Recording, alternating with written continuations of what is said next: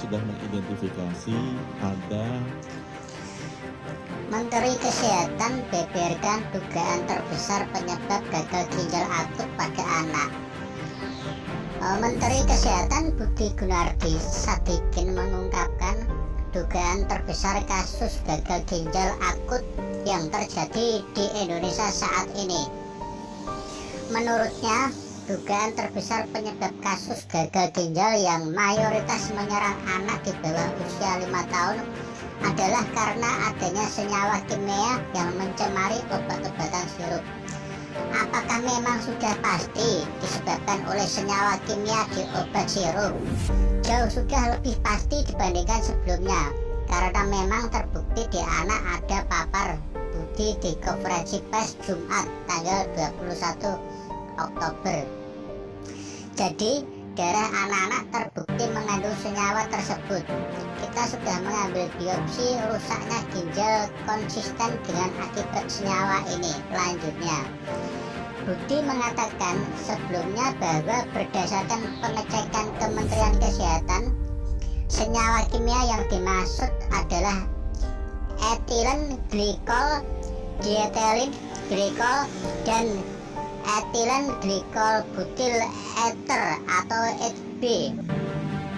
Kementerian Kesehatan sudah melakukan pengecekan pada pasien penderita gagal ginjal akut dan hasilnya senyawa kimia tersebut ditemukan di dalam tubuh beberapa pasien gagal ginjal akut.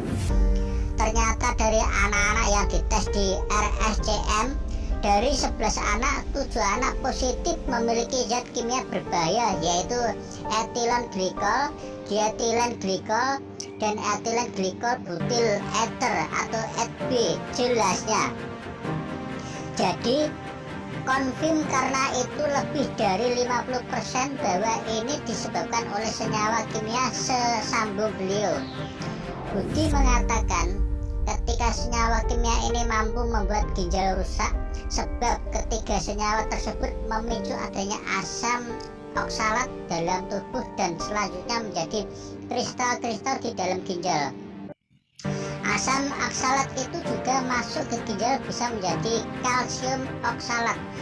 Kalsium oksalat itu menjadi kayak kristal kecil-kecil tajam-tajam sehingga rusak ginjalnya, tandas Budi. Adapun senyawa etilen glikol dan dietilen glikol merupakan cemaran dari pelarut tambahan yang digunakan di obat-obat sirup.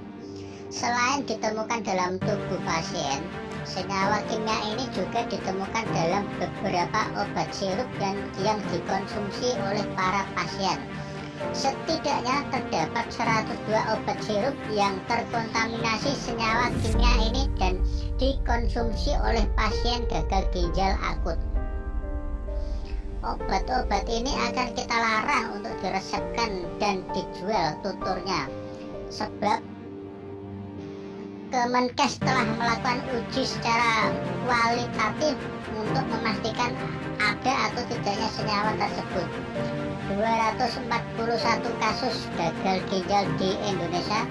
Budi menyebutkan kasus gagal ginjal di Indonesia sudah mencapai 241 kasus yang tersebar di 22 provinsi dengan 133 kematian atau 55% dari kematian.